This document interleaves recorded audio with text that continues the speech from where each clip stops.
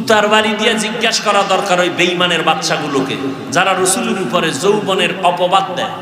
কুলাঙ্গারের বাচ্চাগুলো, নাস্তিক বেঈমানগুলো আমার রাসূলের বিবাহ নিয়ে এরপরে কলম ধরে। যেমন আমার কাছে এরকম অসংখ্য বই আছে। 1400 বছর আগের একজন মরুর ডাকাত লিখেছিল এই পুস্তকগুলো, এবং এই পুস্তক আমার কাছে কোনো মূল্যই রাখে না, কারণ এই বই আমি আমার টাকা দিয়ে কিনেছি এবং এই বইয়ের প্রতি আমার কোনো সম্মান নেই। এই বইয়ের যে লেখক, সে কুখ্যাত মরুর ডাকাত, মহা উন্মাদ, তার প্রতি আমার কোনো শ্রদ্ধা নেই। আমি তার বই ছিঁড়বো এবং পোড়াবো। যুবকেরা, লেখ বইয়ে বইয়ে লেখ, মাস্তানি তো করো, নাস্তিকদের সামনে যেন দাঁড়াইতে পারো, এটি লেখ। আম্মা জান আয়েশার সাথে নবীর বিবিদের মধ্যে একমাত্র কুমারী বিবিকে আয়েশা। কয় বছর বয়সে বিয়ে হয়েছে? জুতার বাড়ি দিয়ে জিজ্ঞাসা করা দরকার ওই বেঈমানের বাচ্চাগুলোকে যারা রাসূলের উপরে যৌবনের অপবাদ দেয়। এবার রাসূলের যৌবনের তাড়নায় যদি বিয়ে করে, তাহলে 6 বছর মাইয়া কি বিয়ে করছে রাসূল? বেঈমান কোথাকার। 6 বছরের মেয়ের সাথে বিয়ে হয়, এটা যৌবনের কারণে? এটা যৌবনের কারণে? কথা বলো। কুলাঙ্গারের বাচ্চাগুলো, নাস্তিক বেঈমানগুলো আমার রাসূলের বিবাহ নিয়ে এরপরে কলম ধরে। নবী বলে যৌবনের তাড়নায় বিয়ে করছে। রাসূলের বিবিদের মধ্যে একমাত্র কুমারীকে, তার সাথে বিয়ে হয়েছে কয় বছর? আম্মা জানের বয়স কত? 6 বছরের মেয়ে বিয়ে করে যৌবনের কারণে? জুতার বাড়ি দিয়ে সাইজ করা দরকার এই বেয়াদবের গোষ্ঠীকে। আম্মা জান আয়েশা বলেন, ইয়া রাসূলুল্লাহ, 6 বছর বয়সে আপনার সাথে আমার বিয়া হলো। খেয়াল করো যুবকেরা, লেখা রাখো, একটু লেখো। আচ্ছা যদি নাই লিখতে পারো একটু খেয়াল করো, আর বাকি গুগলে গিয়া সার্চ দিও, পাওয়া। সারা রাত্র আকামি করলি জীবন বল, মোবাইলটা লইয়া আজকে কিছু ভালো কাজ করিস। আম্মা জান আয়েশা বলেন 9 বছর, 6 বছরে বিয়া, 9 বছরে আমি আপনার ঘরে আসছি। কয় বছর? আমগো দেশে 9 বছরের মেয়েরা কি বালেগা হয়? নবীজিকে আম্মা জান বলেন আমি 9 বছরে আপনার ঘরে আসছি। 18 বছর যখন আম্মা জানের বয়স, নবী তখন চলে গেলেন দুনিয়া ছেড়ে। এই যৌবনের তাড়না না? আহ, ও গো নবীর উম্মতেরা,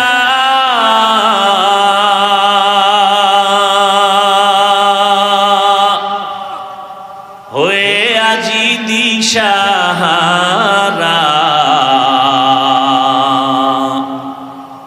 কোরআন হাদিসের চলো যখন যাহা চায় মনে,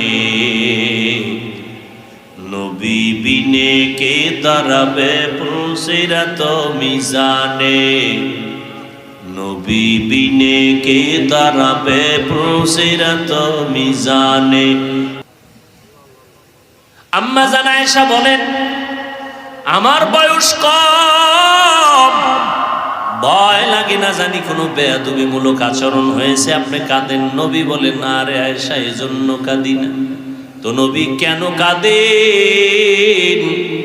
নবী বলেন আমার দুঃখের জিন্দেগি তুমি পাও নাই, আমার একটা কষ্টের জীবন ছিল, আমি মা বইলা কাউকে ডাক দিয়া পাই নাই, আব্বা বলে ডাক দিতে পারি নাই।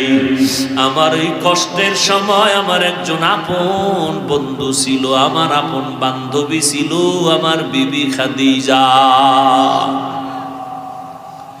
ওই খাদিজার কথা যখন মনে পড়ে আমি চোখের পানি ধরে রাখতে পারি না রে আয়েশা।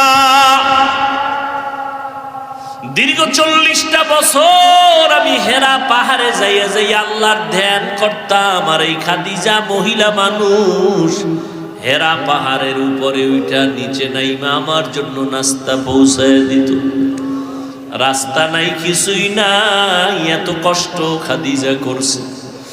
যখন আমার আরবে কেউ আমার বন্ধু নাই, চতুর্পার্শ্ব থেকে আমাকে হত্যা করার ষড়যন্ত্র করে, ওই সময় খাদিজা তার জীবনের কামাই করার সব সম্পদগুলো আমারে হাদিয়া দিয়ে দিছে। অতএব আমি আয়েশা যখন খাদিজার কথা মনে পড়ে চোখের পানি ধরে রাখতে পারি না। ও যুবক বাবারা, ও বৃদ্ধ বাবাজিরা, ও পর্দার আড়ালের আম্মা জানেরা, কয়দিন আর দুনিয়ায় বাঁচবে? আল্লাহর কাছে তওবা করে নেন রে বাবা। আল্লাহর আযাবের ভয় বড় ভয়ঙ্কর।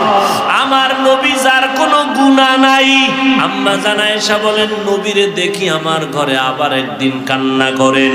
আমি বললাম নবী কাঁদেন কেন? নবী বলেন হাসরের ময়দানের ভয়ঙ্কর অবস্থার কথা মনে পড়েছে। আমার উম্মতের কি উপায় হবে এই চিন্তায় আমি কান্না করতেছি। ও নবী কি উপায় হবে, কেমন হবে হাসরের ময়দানের ভয়ঙ্কর অবস্থা? নবী বলেন আয়েশা, এই জমিনটা হবে হাসরের মাঠ, আর এই জমিন মানুষগুলো উলঙ্গ নারী পুরুষ আল্লাহর আদালতে দাঁড়াবে। সূর্যটা মাথার উপরে চলে আসবে, সূর্যের গরমে মাটির জমিনটা তামা হয়ে যাবে। অন্যদিকে জাহান্নামের আওয়াজে হাসরের ময়দানটা থরথর করে কেঁপে উঠবে। ওদিকে আমার আল্লাহ রাগান্বিত আওয়াজ দিবেন, লিমানিল মুলকুল ইয়াউম লিল্লাহিল ওয়াহিদিল কাহ্হার। আমার আল্লাহ এমন রাগান্বিত আওয়াজ দিবেন, সাথে সাথে হাসরের মানুষগুলো বেহুশ হয়ে যাবে। নবীদের কোনো গুনাহ নাই, তারাও কান্না শুরু করবেন। আদম নবী কাঁদবেন, মুসা নবী কান্না করবেন, ঈসা নবী কান্না করবেন, ইব্রাহিম নবী কান্না করবেন। উম্মতেরা পাগলের মতো দৌড়াবে, নবীদের কাছে কেউ সুপারিশ আর করবে না। ঘুরতে ঘুরতে উম্মতগুলো শেষ পর্যন্ত ওরা আমাকে তালাশ করবে। আম্মা জান আয়েশা বলে নবী আপনাকে কোথায় তখন উম্মতেরা পাবে? নবী বলেন ও আয়েশা, সবাই যখন কান্নায় বিভোর, আমি তখন আমার মাওলা পাকের কুদরতের সামনে মাকামে মাহমুদে সিজদায় পড়ে কান্না করব। আদম নবী কাঁদবেন, আল্লাহ আমারে বাঁচাও। মুসা নবী কাঁদবেন নিজেকে বাঁচানোর চিন্তায়। ঈসা নবী কাঁদবেন নিজের বাঁচার চিন্তায়। আমি মুহাম্মদ এমন কান্না দিব, একবারও বলবো না আল্লাহ আমারে বাঁচাও, আমাকে বাঁচাও। আমি বারবার বলবো আমার উম্মতেরে বাঁচাও, আমার উম্মত গুলোরে বাঁচাও। আমার একটা উম্মত যেন জাহান্নামে না যায়। আমার কান্না যখন শুরু হবে, আল্লাহ বলবেন নবী আপনি কাঁদবেন না, মাথা উঠান, আপনার উম্মত গুলো ধরে ধরে জান্নাতের পথে বাছাই করে নিয়ে যান। নবী তখন আপনি কি করবেন? নবী বলেন আয়েশা, আমি তখন খুশি মনে আমার উম্মত গুলো বাছাই করিয়া হাউজে কাউসারের কিনারায় নিয়ে লাইনে দাঁড় করাইয়া আমি নিজের হাতে আমার মায়ার উম্মতের কাউসারের পানি পান করাবো। আল্লাহ আম্মা জান বলেন ইয়া রাসূলুল্লাহ, হাসরের ময়দানে কোটি কোটি কোটি হাজার কোটি মানুষ, মুসা নবীর উম্মত, ঈসা নবীর উম্মত, ইব্রাহিম নবীর উম্মত, আপনার উম্মত কেমনে চিনবেন? আল্লাহর নবী বলেন আয়েশা, হাসরের ময়দানে আমার উম্মত যারা দুনিয়াতে পাঁচ বেলার নামাজ ওযু বানাইয়া পড়তো, ওদের ওযুর জায়গাগুলো নূরের আলোতে ঝলমল করতে থাকবে। আমি নবী দেখে দেখে ধরিয়া জান্নাতের দিকে নিয়ে যাব। কাউসারের পানি আমি এক পেয়ালা করে আমার উম্মতের দিব। এমন মজার পানি উম্মতেরা পিপাসায় ছটফট করবে। একবার যদি আমার হাতের কাউসারের পানি একবার কেউ পান করে, আর কখনো তার পিপাসা লাগবে না। আর যারা গুনাহগার এরাও চিল্লাইবে, পিপাসায় পানি দাও, পানি দাও। আল্লাহ বলবে এদের জাহান্নামের আগুনের গরম পানি দাও। গুনাহগারের যখন জাহান্নামের গরম পানি দিবে, চামড়াগুলো খসে খসে পড়ে যাবে। পেটের গলি তো নারী বুড়ি পায়খানার রাস্তা দিয়া বের হয়ে যাবে। ও যুবক, আল্লাহর কোরআন কি মিথ্যা মনে করেছো, একটা মিথ্যা প্রমাণ যদি দিতে পারো, এখন দাড়ি কেটে ফেলবো আর নামাজ পড়বো না, আল্লাহর বিরুদ্ধে নেমে যাব। কিন্তু ১৫০০ বছর পর্যন্ত একটা ভুল কেউ কোরআনে বের করতে পারে নাই, আর কিয়ামতের আগে পারবেও না। ও আল্লাহর বান্দারা, একটু বিবেক দিয়া চিন্তা করো, আমার মাওলার কোরআন যদি সত্যই হয়, গুনাহ নিয়ে কবরে গেলে জাহান্নামের আযাব, এটাও কিন্তু কোরআনের বয়ান। নেক আমলওয়ালাদের জন্য জান্নাত শান্তির জায়গা, এটাও কোরআনের বয়ান। ইন্নাল আবরারা লাফি নাঈম ওয়া ইন্নাল ফুজ্জারা লাফি জাহিম। নেক আমলওয়ালার জন্য শান্তির জান্নাত, গুণের জন্য জাহান্নাম। ও যুবক বাবারা, বৃদ্ধ বাবাজিরা, পর্দার আড়ালের মা বোনেরা, আমরা যারা নবীর তরিকা মানিয়া চলি, কই আমাদের সম্মান কমে নাই, না খাইয়া মরি নাই। আল্লাহর শুকর, দুনিয়ার সব লাইনের মানুষ আমাদের মহব্বত করে, সম্মান করে।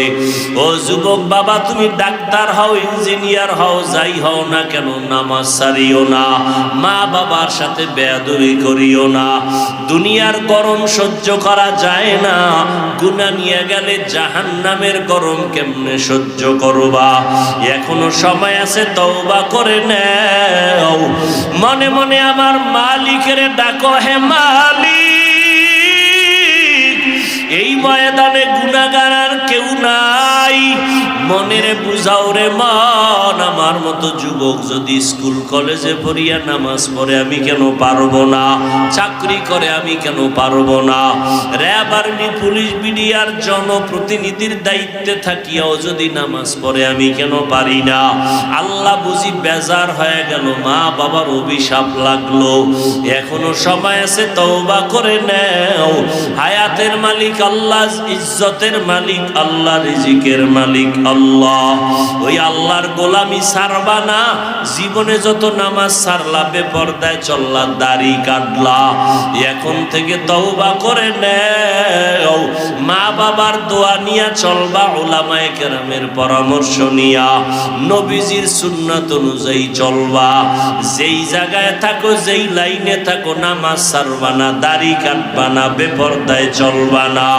তওবা করার মতো যদি অন্তর তৈরি হয়, মুনাফিকি না থাকে, খাঁটি তওবার নিয়তে দুটো হাত আল্লাহকে দেখাইয়া দাও। এখন কি বুঝলেন?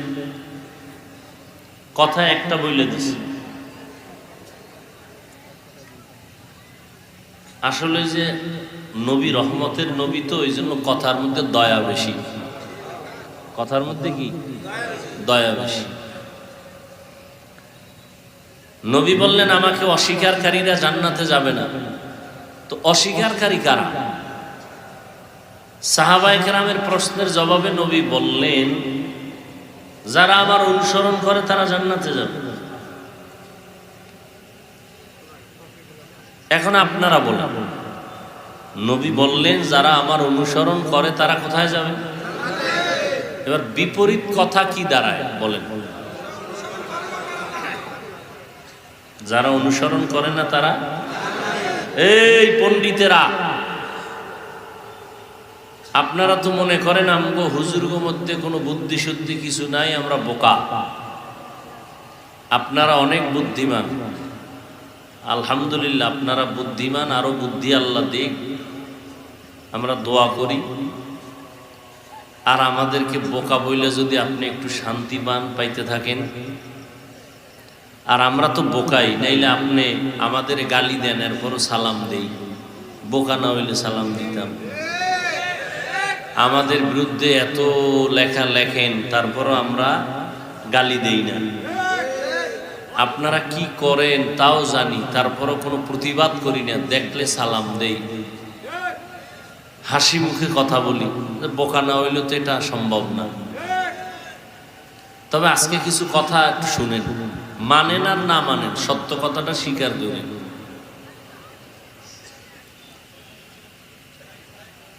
সাহাবায়ে কেরামের প্রশ্ন ছিল, ইয়া রাসূলুল্লাহ, আপনাকে মানে না তারা কারা? নবীজি বললেন যারা আমার অনুসরণ করে তারা জান্নাতে যাবে। বিপরীত কথা কি দাঁড়াইলো? যারা অনুসরণ করে না তারা কই যাইবে? কিন্তু নবী এ কথা বলেন নাই। নবী এ কথা কেন বলেন নাই? প্রশ্ন করলো নবী অস্বীকার করে কারা? বলেন নবী অস্বীকার কারা করে তা না বলে আগে বললেন যারা আমার অনুসরণ করবে তারা জান্নাতে যাবে। এখন আমাদের বিবেক বলতেছে এইটার বিপরীত দাঁড়ায়, যারা অনুসরণ করবে না তারাই নবীকে মানে না, জাহান্নামে যাবে। কিন্তু আশ্চর্য হলো নবী এ কথা বলেন নাই। কেন বলেন নাই? হ্যাঁ, নবী বলেন নাই তা না, একটা কথা বলছেন শেষে, ওয়ামান আসানি ফাকাদ আবা, যারা আমার বিরোধিতা করে তারা আমাকে অস্বীকার করে। যারা অনুসরণ করে তারা জান্নাতে যাবে। বিপরীত কথা দ্বারায় যারা অনুসরণ করে না তারা জাহান্নামে যাবে। নবী এটা, নবী কি বলছেন শেষে? যারা বিরোধিতা করে তারা জাহান্নামে যাবে, যারা আমাকে মানে না তারা জাহান্নামে যাবে। কথা বলেন নাই, বলছেন কি? যারা বিরোধিতা করে তারা জাহান্নামে যাবে। এখান থেকে কি বুঝলেন? এখান থেকে এই কথাটা পরিপূর্ণ স্পষ্ট হলো, যারা নবীর আদর্শের লাইনে নাই এরা দুই দল। এরা কয় দল? দুই দল। এক দল আগ্রহী আর এক দল বিদ্রোহী। এক দল আর এক দল, আরো সহজ শব্দে বলি, এক দল দরদি আর এক দল বিরোধী। একটা উদাহরণ দিই। ডান দিক থেকে একটা যুবকের আমি জিজ্ঞাসা করলাম কথার কথা, এই যুবক তুমি নবীর আদর্শে দাঁড়িয়ে রাখো না কেন? যুবক বলল, হুজুর নবীর আদর্শে দাঁড়িয়ে রাখা খুবই জরুরি, দরকার, আমি পারি না, চেষ্টা করি, তবে একটু দোয়া করবেন, আরো চেষ্টা করব। কি বুঝলেন? আগ্রহী না বিদ্রোহী? হ্যাঁ, দরদি না বিরোধী? আচ্ছা, বাম দিক থেকে একজনকে জিজ্ঞাসা করলাম, এই যুবক তুমি নবীর আদর্শের দাঁড়িয়ে রাখো না কেন? আমার কথাটা শেষ না হতেই সে বিদ্যুতের গতিতে বলল, না রাখলে অসুবিধা কি আছে? না নেই? আরো অ্যাডভান্স কি? দাড়ির মধ্যেই কি ইসলাম আছে না নেই? কি বুঝলেন? আগ্রহী না বিদ্রোহী? রসুলের আদর্শের ক্ষেত্রে বিদ্রোহীর আরেক নাম বেঈমান। এবার খুব খেয়াল করেন, খুব খেয়াল করেন। তাহলে কি বুঝলেন? এখন ফলাফল কি দাঁড়াইল? একটা লোক দাড়ি রাখে নাই, তাকে গালি দেওয়া কেন যাবে না? বুঝতে হবে সে কি আগ্রহী না বিদ্রোহী, এটা আগে বুঝতে হবে। আগ্রহী হলো মুমিন, বিদ্রোহী বেঈমান। অতএব যে দাড়ি রাখে না তাকে গালি দেওয়া, যে দাড়ি পছন্দ করে না তাকে ছাড় দেওয়া যাবে না, সুযোগ পেলেই জুতা মোবারক। ব্যবধানটা বুঝলেন? একজনে টুপি পরে না তাকে গালি দেওয়া, আর একজনে রসুলের আদর্শের টুপি পছন্দ করে না তাকে ছাড় দেওয়া। একজনে নামাজ পড়ে না তাকে গালি দেওয়া, আর একজন নামাজকে পছন্দ করে না তাকে ছাড় দেওয়া। একজন আগ্রহী আর একজন আগ্রহী মুমিন, বিদ্রোহী বেঈমান। যে বলে দাড়ি না রাখলে অসুবিধা কি, প্রকারান্তরে বেঈমান। যে বলে টুপি না পরলে অসুবিধা কি, টুপির মধ্যেই কি ইসলাম, দাড়ির মধ্যেই কি ইসলাম, পোশাকের মধ্যেই কি ইসলাম, প্রকারান্তরে সে বেঈমানের কাতারে আছে। আগ্রহী না বিদ্রোহী? কোন বাঘের বাচ্চা থাকলে দাঁড়াও, পিছনে তো খুব জারো, বহু এলেম নিয়ে ঘুরো, কয় কোনো পীর মানি না, কোনো মাওলানা মানি না। কি মানো? কয় হাদিস মানি। আর কি মানি? কোরআন মানি। তাহলে বুখারী শরীফের আরবি একটা হাদিস কয় আব্বাও পারে না আরবি, আমিও পারি না। তো তুমি কি পারো? কয় বাংলা পারি। এই তোমার হেড অন। এটা নিয়ে তুমি আলেমের চোখে দেখতে পারো না।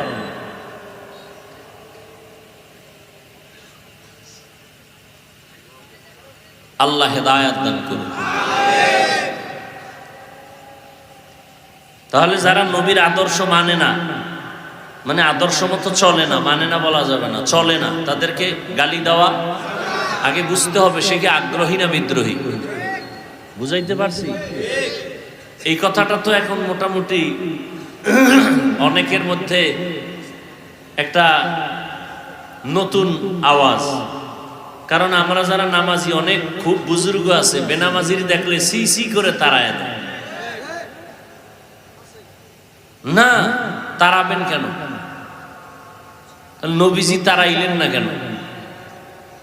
নবীরে গালি দেয়, নবী তত কাছে যায়, নবী বুকে লাগায়, হাসি দেয়, কথা বলে। নবীর আদর্শ কই, আপনার আদর্শ কই? খ্রিস্টান, হিন্দু, বৌদ্ধ, ইহুদি সব বিধর্মীরা আমাদের সুন্দর বন্ধু না দুশ্মন? কি আপনাদের জানা মতে কি? বিভিন্ন চক্রান্তের মাধ্যমে চায় এ জমিনে কোরআনের আলো না থাক।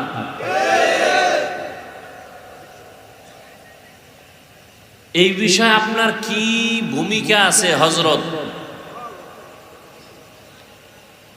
উত্তরবঙ্গে ধরে ধরে মানুষ টাকা দিয়ে কাদিয়ানি বানায়, পঞ্চগড়। এ বিষয়ে আপনার পদক্ষেপ কি? আমার ওই বিষয়ে পদক্ষেপ নাই। তো আপনার পদক্ষেপ কি? আমাকে তাবলীগ বন্ধ করতে হবে, এটা পদক্ষেপ। আপনার পদক্ষেপ তাবলীগ বন্ধ করবেন না, আপনার পদক্ষেপ চরমনাই বন্ধ করবেন, আপনার পদক্ষেপ খাঁটি আল্লাহওয়ালাদের মিশনকে বন্ধ করবেন। নানুপুর এই পীর আউলিয়ার লাইনে যারা আছে এটা বন্ধ করবেন। আপনি বেঈমানের বিষয় কোনো চিন্তা নাই, আপনি মুমিনদের মধ্যে ফিতনা ছড়াইতেছেন না, এই আপনার মিশন। আল্লাহ হেদায়েত দান করুন।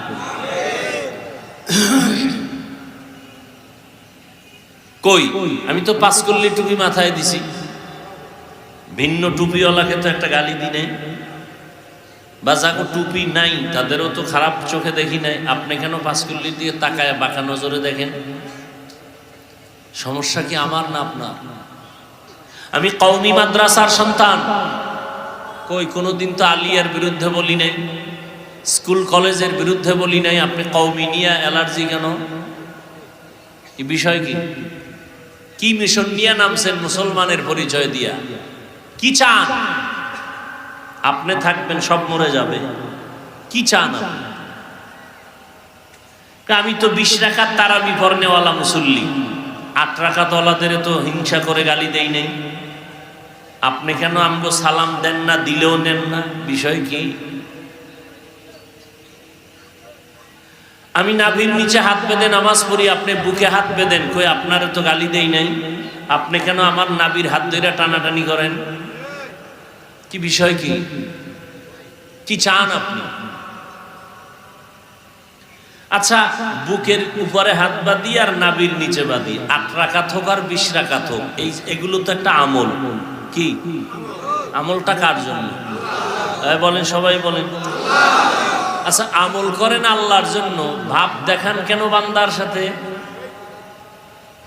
ভাব যদি দেখাইতেছেন তো আল্লাহর লাগে দেখান যে আল্লাহ আমার ভাবটা বুঝুন। 8 রাকাতওয়ালা মুসল্লি, আমার পাওয়ার আছে দেখে আমার 20 পর্যন্ত যাওয়া লাগে না, আমার 8ই এনাফ, জান্নাত রেডি। ভাব দেখাবো আল্লাহর সাথে, ইবাদত করো আল্লাহ, আমল করো আল্লাহ। 20 পড়ি আর 8 পড়ি আল্লাহর জন্যই যদি পড়ি, বান্দার সাথে কেন ভাব?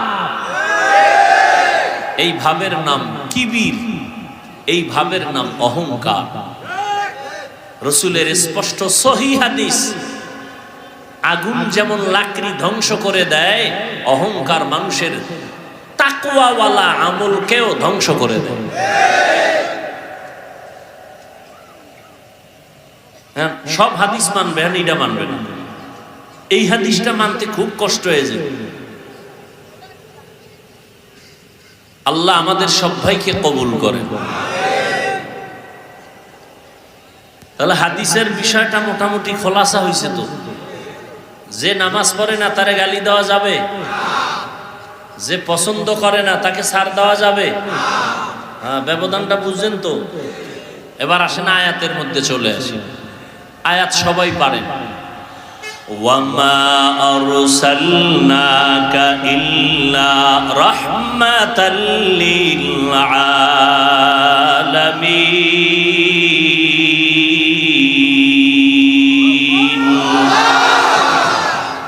এবার খেয়াল করেন আল্লাহ কি বলেন, হে রাসূল আমি আপনাকে দুনিয়াতে পাঠাই নাই। কথা শেষ না আরো আছে? কিন্তু আমি আপনাকে পাঠিয়েছি জগৎ সমূহের জন্য রহমত হিসেবে।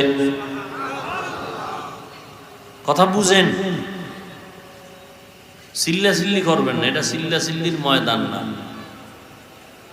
বাতিলের বিরুদ্ধে আমরা যখন মাঠে নামবো তখন চিল্লাইবেন। এখন হইলো কথা নিবেন, বুঝবেন। কথা বুঝার চিন্তা করলে চিল্লাইলে কথার খেয়াল থাকে না, ছুটে যায়।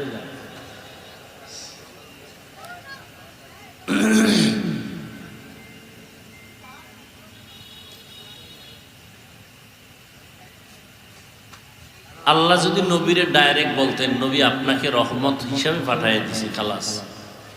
প্রথম বললেন আপনাকে পাঠাই নাই, এরপরে বলেন হ্যাঁ পাঠিয়েছি জগৎ সমূহের জন্য রহমত করে।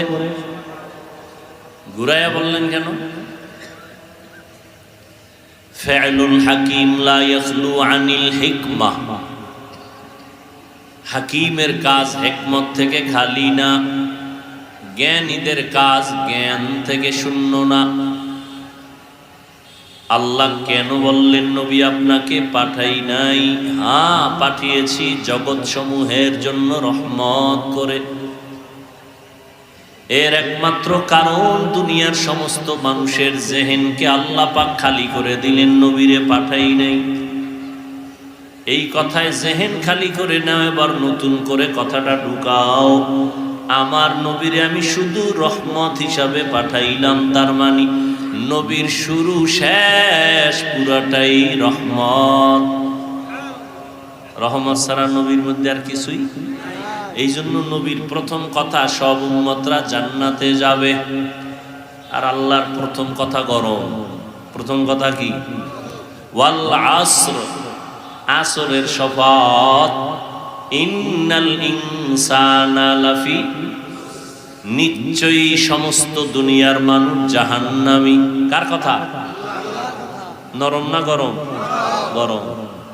কিন্তু আল্লাহর মধ্যেও নরম আছে, ওটা পরে। ইল্লাল্লাযীনা আমানু, কিন্তু যারা ঈমান আনবে তারা জাহান্নামী না। আর আমার নবীর পুরাটাই রহমত। এজন্য নবীর প্রথম কথা কুল্লু উম্মতি ইয়াদখুলুনাল জান্নাহ, সব উম্মতগুলো জান্নাতে যাবে।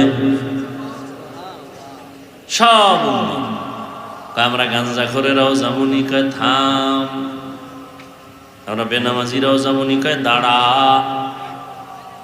আমি রহমতের নবী, রহমতের কথা বলছি, কিন্তু আছে আমার কথায়ও ইল্লা মান আবা, যারা আমারে মানে না, আমার আদর্শ মতো চলে না, বিরোধিতা করে, তারা না। যারা আমার সুন্নতের বিরুদ্ধাচরণ করে তারা না। কইমান যে আনছি কি উপায়? খায় ঠিক আছে, জান্নাতের দরজা খোলা, তবে কিছু জুতার বাড়ি আছে খাওয়ার পর। বেতের বাড়ি ছাড়া জান্নাত পাওয়া যাবে না। রহমতের নবীর জিন্দেগি পুরাটাই রহমত। বলে কেমন রহমত? আমার নবীর 63 বছর হায়াত। কয় বছর? এই কথাটা নতুন শুনছেন? আচ্ছা, নবীর যদি 63 বছর হায়াত হয়, তাহলে বোঝা গেল নবী একদিন দুনিয়াতে আইছেন। কথা হয় না? আওয়ার দিন থেকে তো একটা হিসাব হয়েছে না, দুনিয়ার শুরু থেকে হিসাব। তার নবীর যে 63 বছরের হিসাবটা প্রথম দিন ধরছে কোন দিন থেকে? জন্মদিন না? এটারে বলে মিলাদুন নবী। কি নবী? তাহলে 63 বছরের শেষ সীমানায় যখন থামছে, বোঝা গেল ওখানে একটা স্টেশন আছে। আচ্ছা, স্টেশনটা হঠাৎ করে ব্রেক হয়ে গেল কেন? 63-তে গিয়ে থামলো কেন? বোঝা গেল নবী দুনিয়ার থেকে ইন্তেকাল। কথা কয় না তো যারা কয় নবী মরে নাই, বোঝা গেল তাহলে 63 বছর হায়াত নাই। নবীর হায়াত আজীবন, কিয়ামত পর্যন্ত নবীর হায়াত। 63 বছর কও কেন? 63 তো হইছে এই জন্য যে একদিন দুনিয়াতে জিন্দা অবস্থায় আসছেন, একদিন দুনিয়ার জমিন থেকে আল্লাহর রসুলকে আল্লাহ মৃত্যু দিছেন, দিয়া কবরে রওজা মুবারকে নিছেন, আবার আল্লাহর রুহু রসুলকে দিছেন, কবরে আল্লাহ পাক জিন্দা করে দিছেন। তাহলে দুনিয়ার হায়াত কত নবীর? 63 বছর। বুঝেন কিছু? আচ্ছা, নবীর 63 বছর পরে ইন্তেকাল হইছে না? জানাজা হইছিল না? বলেন বলেন, না জানলে চুপ থাকবেন, জানলে বলবেন হ্যাঁ জানি। জানাজা হইছে না? হইছে। আপনাদের ধারণা কি জিন্দা মানুষের জানাজা হয়? হ্যাঁ, পৃথিবীতে এমন কোন নজির আছে, কোন প্রমাণ আছে যে জিন্দা ব্যক্তির জানাজা হইছে? যার শরীর থেকে দেহ থেকে রূহ আলাদা, তখন সে মৃত। আল্লাহ কোরআনে বলেন ইন্নাকা মাইয়িতুন, ইন্নাকা মাইয়িত, ইন্না নিশ্চয়ই, কা হে রাসূল আপনি, মাইয়িত। মাইয়িত বলেনি, মাইয়িত কারে বলে? জিন্দা মানুষের। আল্লাহ কয় নবী আপনি মাইয়িত।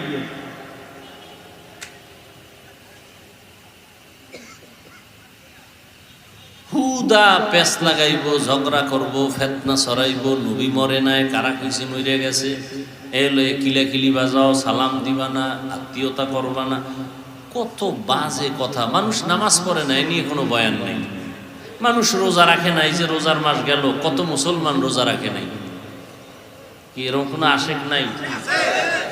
আবার একদল রোজা রাখছে ঠিকই, কিন্তু তারাবি ভরে নাই। কি নাই? আবার একদল তারাবি ভরছে ঠিক, পুরাটা ভরে নাই। নাই? কেউ ভাই পড়লেন পুরাটা পড়লেন না কেন? কয় ঘুমের ভিতরে হযরত ওমরের সাথে আমার ঝগড়া লাগছিল, এই জন্য পুরাটা ভরি না, রাগ কইরা। কেন? কয় ওমর কইছে 20 রাকাতের আইন, এই জন্য আমি ওমরের মানি। তো কারে মানেন? কয় আমি মুহাম্মদের মানি, শেষ নবীরে মানি, ওমরের মানি না। নবীকে তোর মতো বেয়াদব জমিনে দ্বিতীয়টার কেউ হতে পারে না।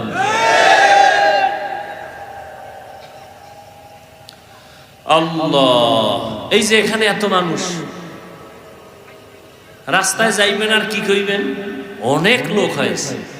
কি হয়েছে? অনেক লোক ফজর পড়ে নাই, জহুর পড়ে নাই, আসর পড়ে নাই, মাগরিব পড়ে নাই, এশাও পড়ে নাই। কি হয়েছে? অনেক লোক। আবার মোনাজাতের পরে বিড়ি মুখে নিয়ে বাসায় যাবে, তো কি হয়েছে? অনেক লোক হওয়াতে কি লাভ? কি হইল? আবার এখানে এটা বেহেশতের বাগান, এটার দাম কত? নবীজি বলেন বসার সাথে সাথে সবার জীবনের সব গুনাহ মাফ। খুশি না? কিন্তু পাশে দেখেন গিয়া অনেক লোক আসছে ঠিকই, কিন্তু এই প্যান্ডেলে নেই। এরা কই? কোথায়? কেউ মহিলা প্যান্ডেল তাওয়াফ করে, আর কেউ দোকান ফাটে আড্ডা দেয়। ঠিক আচ্ছা, ওই দোকান ফাটে মহিলারা আসেনি? এই সত্য কথা বলেন, নাই? যুবক যুবতীরা নাই? খোলামেলা চেহারা দেখে না? এটা কবিরা গুনাহ না? তো এটা কি বেহেশতের বাগান? চিন্তা করেন কত কঠিন জমি। এই বেহেশতের বাগান বসার সাথে সাথে সব গুনাহ মাফ, আর ওইটা হলো জাহান্নামের বাগান। চিন্তা করতে পারেন? ওখানে হইতেছে কবিরা গুনাহ, আর এখানে হইতেছে নেক আমল। ইমানের কত কঠিন পরীক্ষা। আচ্ছা, আপনারা 2-3 ঘন্টা বয়ান শুনবেন, চা পান সিগারেট না খাইলে মরবেন? হ্যাঁ, তা মার্কেট কেন? খাগড়াছড়ি দিঘি নালা দোকানপাট নাই? আচ্ছা দিছেন, ঠিক আছে, কিছু মানুষ দূরের থেকে আসছে, একটু পানি পান করবে, চা খাবে, একটু বুট মুড়ি খাবে, একটু পেঁয়াজু খাবে, আচ্ছা মানলাম। মহিলারা যাবে কেন? তাদের কি আছে ওখানে? এখানে বেলুন আছে, বেলুন আর কার খেলনা আছে, আর কি কার কানের অলংকার, নাকের অলংকার, কি স্বর্ণ, কেন সব থার্ড ক্লাসের সিটি গোল্ড। এগুলো কেন? মাহফিল কোরআনের, খেলাধুলার খেলনার যন্ত্র কেন আনবে যে মহিলারা সেখানে যেতে হবে? এই গুনার দায়ভার কারা নিবে? এই গুনাহের দায়ভার কারা নিবে? বড় কঠিন, বড়ই কঠিন। বলছি আমি, এটা বলা মাত্রই যে কেউ মানবে অসম্ভব। কিয়ামত কায়েম হয়ে যাবে, এই ভ্যান্ডেল বন্ধ হতে পারে, ওটা বন্ধ করা সম্ভব কারো দ্বারাই সম্ভব না। তাহলে ওয়াজ বন্ধ। বলার কাম বলছি, কিন্তু এটা বাস্তবায়ন কিয়ামতের আগে হবে কিনা আল্লাহ ভালো জানে। তবে এক জায়গায় বাস্তবায়ন হচ্ছে আমার জানা মতে, এক জায়গায় এগুলো বাস্তবায়ন শুনলে তো শান্তি গরম হয়ে যাবে, কারণ অন্তরের মধ্যে হিংসা ভরা। হ্যাঁ, 3.5 দিন, কয়দিন? চরমনার বিশাল গণজমায়েত, মানুষ সব গাট্টি লয়ে আছে, খানা খায়, জিকির করে, নামাজ পড়ে। এই 3.5 দিনের মধ্যে একটা মহিলা কেন, একটা মেয়ে বাচ্চাকেও কেউ দেখবে না। খেলনার কোনো দোকান নাই, হাজার হাজার দোকান আছে, একটা খেলনার দোকান নেই। বিড়ি সিগারেটের দোকান নাই। দ্বিতীয় আর একটা জায়গা আছে কিনা দেখাও। বলে গেলাম, আমি কোনো হিসাবের দালালি করি না, আমি বয়ান করি সুন্নতের। তবে ভালোটাকে ভালো বলবো, এটাই মুমিনের চরিত্র। কি এটা মুমিনের আদর্শ। তো কি কথা বলতেছিলাম? রসুলের পুরাটাই কি রাহমাত। কেমন? নবীর 63 বছর হায়াত। কেমন আমার মায়ার নবী? বলেন এই 63 বছর হায়াতের কোন একটা মুহূর্তে নবী জীবনেও একটা মিথ্যা কথা বলেন নাই। পুরাটাই রহমত। কেমন মায়ার নবী আমার! নবীজির সামনে দাঁড়াইয়া দুশ্মন ইহুদিরা হাজারো ভাষায়, অকথ্য ভাষায় নবীরে খামোখা গালি দেয় নবীর সামনে দাঁড়ায়া, কিন্তু নবী জিন্দেগিতে একটা গালির জবাবও দেন নাই।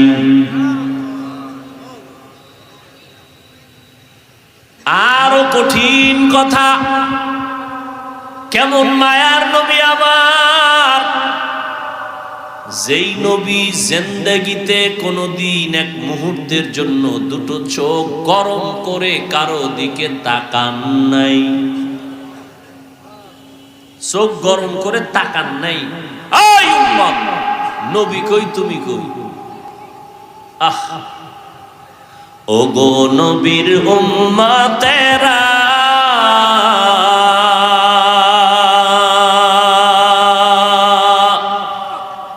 হয়ে আজি দিশাহারা,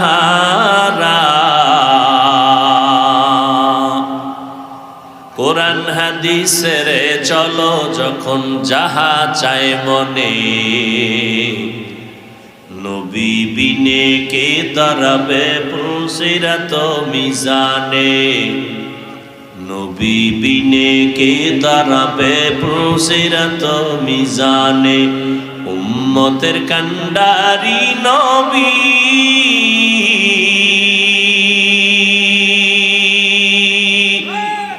কাঁদছেন উম্মতের লাগি,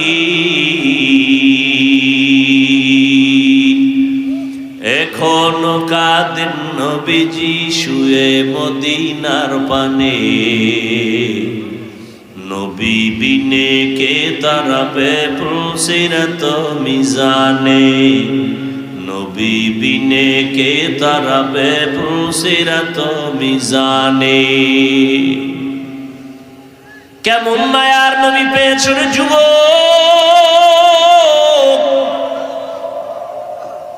চিনলি না, কপাল বড় খারাপ। তুমিও নবীর উম্মত, আমিও নবীর উম্মত। তোমার আল্লাহ আমার আল্লাহ দুই, তোমার নবী আমার নবী। ও যুবক, তোমার কাবা আমার কাবা, তোমার কোরআন আমার কোরআন, তোমার ধর্ম আমার ধর্ম, তোমার কালেমা আমার কালেমা।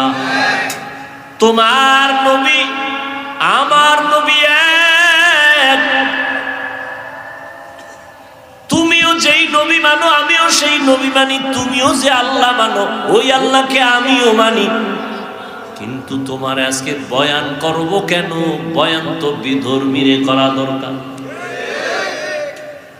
তুমি তো কোরআন মানো, হাদিস মানো, আল্লাহ মানো, কিয়ামত মানো, কাবা মানো, কালেমা মানো, ধর্ম মানো, সব তুমি স্বীকার করো। তোমাকে বয়ান করব কেন? বয়ান করব এই পাহাড়ি অঞ্চলের মধ্যে যারা মুসলমানদের উপরে মৃদু আঘাত করে ঈমানের উপরে, তাদের কাছে বয়ান করব। খ্রিস্টানদের গির্জায় গিয়া বয়ান করব, হিন্দুদের মন্দিরে গিয়া বয়ান করব। ওখানে যাওয়ার সময় নাই। 12 মাস কুত্তার মতো তোমার পেছনে দৌড়ায় আলেম ওলামারা, তাবলিগওয়ালারা দৌড়ায়, পীর সাহেবরা দৌড়ায়। 12 মাস কুত্তাও এমন দৌড়ায় না আমরা যেই পরিমাণ দৌড়াই। এরে যুবক, তুমিও যেই নবীর উম্মত আমিও সেই নবীর উম্মত। তোমার ইসলাম আমার ইসলাম, তোমার কালেমা আমার কালেমা এক। অথচ আমি টুপি না দিলে লজ্জা পাই, তুমি টুপি মাথায় দিতে লজ্জা পাও। তুমি কত ভিআইপি মুসলমান। আমি দাড়ি কাটতে লজ্জা পাই, তুমি দাড়ি রাখতে লজ্জা পাও। আমি মসজিদে না ঢুকলে লজ্জা লাগে, তোমার মসজিদে ঢুকতে গেলে লজ্জা লাগে। তুমি কেমন মুসলমান? হাসিয়া হাসিয়া কথা উড়াইয়া দিস না, মরার আগেই টের পাবি কত ধানে কত চাল। এরে যুবক, আমি তোমাকে এই কথা বলবো না, তোমার ভয় নাই। আমি তোমাকে বলবো না আসো স্কুল কলেজ বাদ দিয়া মাদ্রাসায় আসো, টুপি বড় হুজুর হও, পাগড়ি লাগাও। একবারও বলবো না, বলবো না, বলবো না।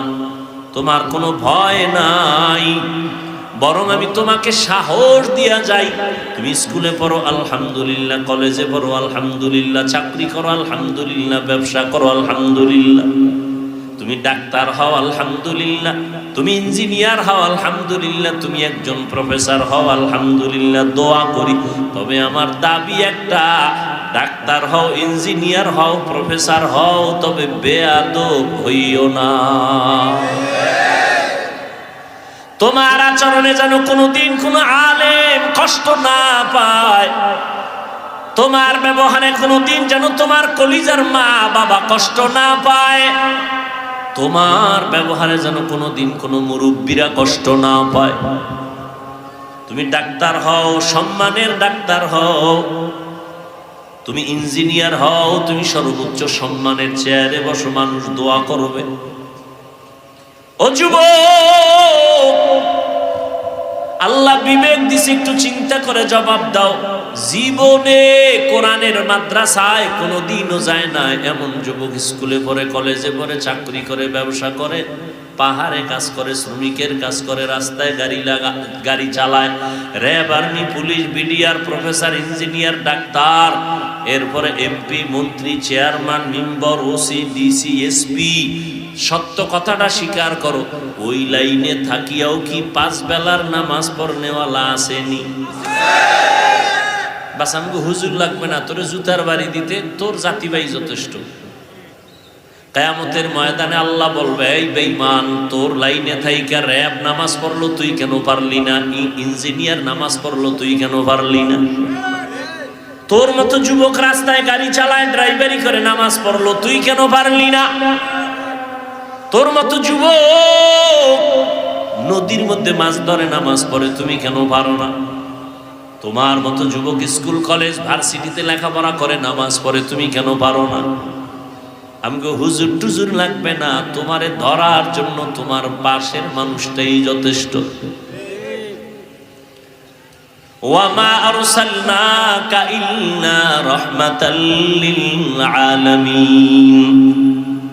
আলামিনের তরজমা অনেকে করে উভয় জগতের জন্য নবী রহমত, আমি তরজমা করছি জগৎ সমূহের জন্য রহমত।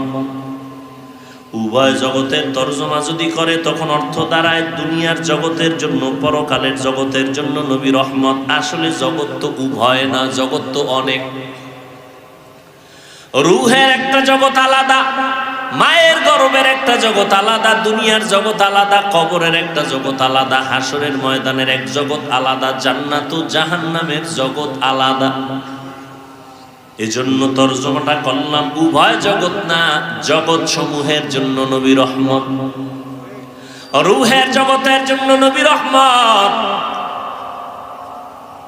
মায়ের গর্ভের জগতের জন্য নবী রহমত, দুনিয়ার জগতের জন্য নবী রহমত, কবর জগতের জন্য নবী আলাদা রহমত, হাসরের ময়দানের জগতের জন্য নবী আলাদা রহমত, জান্নাত ও জাহান্নামের ক্ষেত্রে নবী আলাদা রহমত। আচ্ছা, জান্নাতের বেলায় নবী রহমত হইলই না, বিবেক বুঝে আসে হালকা। জাহান্নামের জন্য নবী রহমত, এটা আবার কি কথা? প্রশ্ন আছে না নাই? জবাব দেওয়ার সুযোগ আজকে নাই। রুহের জগতের জন্য নবী কেমনে রহমত, ভিন্ন আলোচনা। দুনিয়ার জগতের জন্য নবী কেমনে রহমত, ভিন্ন আলোচনা। কবর জগতের জন্য নবী কেমন রহমত, ভিন্ন আলোচনা। হাসরের ময়দানের জন্য কেমন নবী রহমত, ভিন্ন আলোচনা। জান্নাতের জন্য জাহান্নামের জগতে নবী কেমন রহমত, ভিন্ন আলোচনা। আমি শুধুমাত্র অল্প টাইম দুনিয়ার জগতে নবী কেমন রহমতে নিয়ে দু চারটা কথা বলে মোনাজাত দিব। এবার আসেন দুনিয়ার জগতের জন্য নবী কেমন রহমত।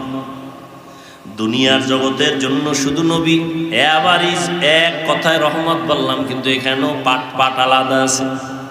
বলে কেমন আলাদা?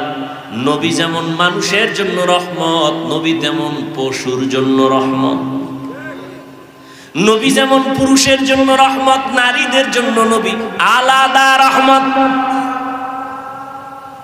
নবী মুমিনের জন্য যেমন রহমত, বেঈমানের জন্য আবার নবী রহমত।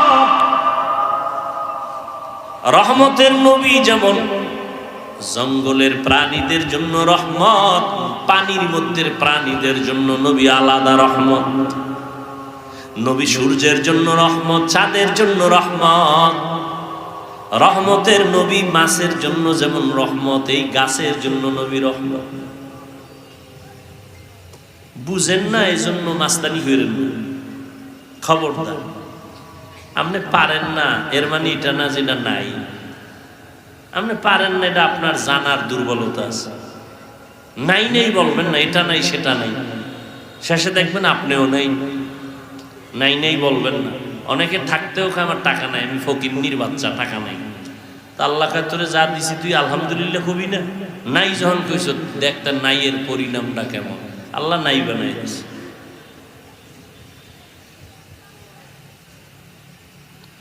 রহমতের নবী জমিনের প্রাণীদের জন্য যেমন রহমত, উড়ন্ত পাখিদের জন্য নবী রহমত, গর্তের পিপিলিকার জন্য নবী রহমত। দুনিয়ার জগৎ এমন একটা মুহূর্ত চলতেছে, ঈসা নবী নাই, মুসা নবী নাই, মুহাম্মদ নবী আসবেন বহুদিন পর, মাঝখানে কেউ নাই, মুরব্বী নাই। গোটা দুনিয়ার মানুষগুলো চূড়ান্ত খারাপ হয়ে গেল। সামাজিকতা বলতে কিচ্ছু নাই, মানবতা বলতে কিছু নাই, সব পশুত্বের চরিত্রে চলে গেল। এর মধ্যে যত খারাপ যত খারাপ যত খারাপ, এর মধ্যে সব থেকে পৃথিবীর ইতিহাসে চূড়ান্ত খারাপ হলো মক্কার মানুষগুলো। এরা এত খারাপ কেন? বলে এই মক্কা নগরীতে একটা সুন্দর আল্লাহ ঘর বানাইছেন, বাইতুল্লাহ। এমন একটা ঘর যে ঘরটার দিকে শুধু তাকায়া থাকলে আমল নামায় সওয়াব। এই এলাকার মানুষগুলো এতটাই খারাপ, এতটাই লম্পট, এতটাই চরিত্রহীন, এই বাইতুল্লাহ যার দিকে তাকায় থাকলে সওয়াব। এই ঘরটার চারদিকে মক্কার মানুষ উলঙ্গ হইয়া নারী পুরুষ একসাথে ঘুরে আর তাওয়াফ করে। কি মনে হয় ভালো মানুষ? হ্যাঁ,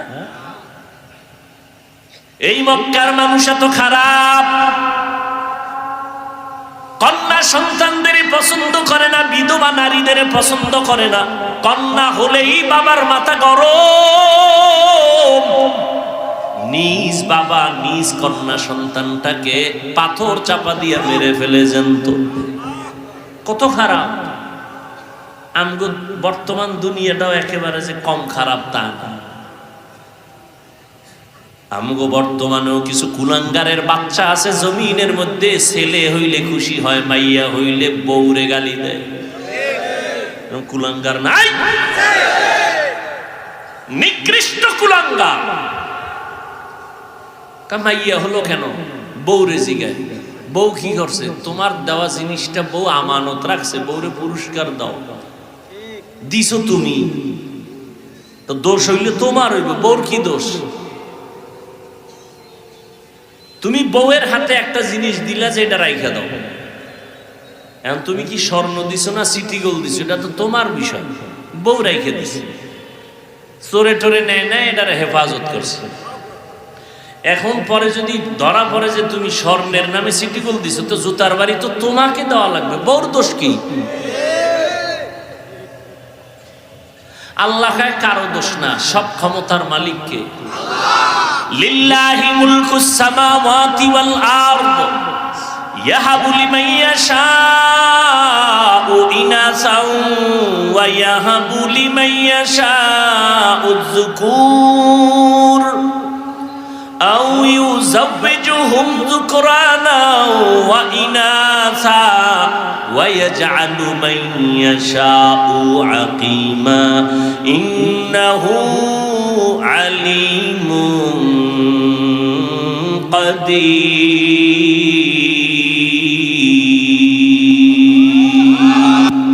আল্লাহ বলেন, আসমান জমিনের ক্ষমতা আমার হাতে, আমি তার মালিক। আমি কাউকে চাইলে ছেলে দেই, কাউকে মেয়ে দেই, কাউকে দোনোটা দেই, কাউকে কোনোটাই। ক্ষমতা কার? কাদের কুদরত দারি বার কামাল আন্তা রব্বি আন্তা হাসবি জুল জালাল তুহি কাদের জলিলুল্লাহ জাহাদার বহর হালে তুহি মেরা নিগাহদার। এরে আল্লাহর বান্দারা, রহমতের নবী এই জায়গায় আসছেন। চূড়ান্ত খারাপ মানুষ। খাগড়াছড়ি এলাকার মধ্যে এরকম কোন চরিত্রহীন মানুষের আড্ডা কোন জায়গায় আসেনি? নাই? এলাকার হুজুরেরা সব এক হয়ে গেছে, এটারে দূর করা দরকার। কেমনে? বড় হুজুর কয় কেউ যাওয়া যাবে না, ওই লাইনের কিছু হাফ মেন্টাল আছে, ওরাও ওদের মতো বেরিয়ে টানে। এলাকার থেকে ওদের ডাকো, ডাইকা কয় তোমরা আগে একটু খবর নাও, ওখানের কি হালাত। কয় হুজুর আপনি যান। কয় না, পরিবেশ আগে তৈরি করো, আমি হুজুর গেলে সবাই বলবে হুজুর কেন জায়গায় গেছে। ওই লাইনের যারা একটু আছে এগো আগে পাঠাও, পরিবেশ তৈরি হলে হুজুর যাবে। কথা ঠিক না? আপনারাও বলবেন হুজুর ইয়া বেশ্যা পাড়ায় গেল কেন? অথচ পৃথিবীর নিকৃষ্ট চরিত্রহীন খারাপ মানুষ, যুবক যুবতীদের বিয়ার সিস্টেম নাই, যেখানে সেখানে যৌবনের আদান প্রদান করে। জন্ম হয় বাচ্চা, বাচ্চা হওয়ার পরে ওই বাচ্চার মা বাচ্চা কোলে নিয়ে জীবনে বাচ্চা হওয়া পর্যন্ত যতজনের সাথে আকাম করছে, জিনা করছে, সবটিরে দাওয়াত দেয়। দাওয়াত দিয়া লাইনে দাঁড় করাইয়া ওই মেয়েটা যদি বলে এই বাচ্চার বাবা এই ছেলে 20 জনের ভিতরে এইজন, ওদিন থেকে হইল এই বাচ্চার বাপ। কে কই তৈব? বাচ্চার মা কই লইব যে হ্যাঁ এইটা এর বাপ। কতটা খারাপ আমগো বর্তমান অবস্থাটা কম খারাপ না। বাবা তার আপন মেয়েটারে হোটেলের মধ্যে ঢুকাইয়া কয় আজকের রাতের জন্য তুই আমার কাছে স্ত্রীর মতো। নাউজুবিল্লাহ আসে না? আমার সোনার বাংলার তাজা খবর, কোন দেশে আসরে মুসলমান মা বাবা সন্তানের জবাই করে, সন্তান মা বাবাকে জবাই করে। এখন তো জবাই করাটা কেমন যেন হাতের ময়লার মতো হয়ে গেছে। কুত্তা মারলে কষ্ট লাগে, মানুষ জবাই দিতে কষ্ট পায় না। আহ, কোন দুনিয়ায় আইলাম! আল্লাহ হেদায়াত দান করুন। দেখছেন এত খারাপ মানুষের মাঝে পাঠাইছেন কারে? পৃথিবীর শ্রেষ্ঠ নবীরে পাঠাইছেন, যার কোনো তুলনা। যেই নবীর চেহারা দেখলে পেটের ক্ষুধা থাকে না, যে নবীর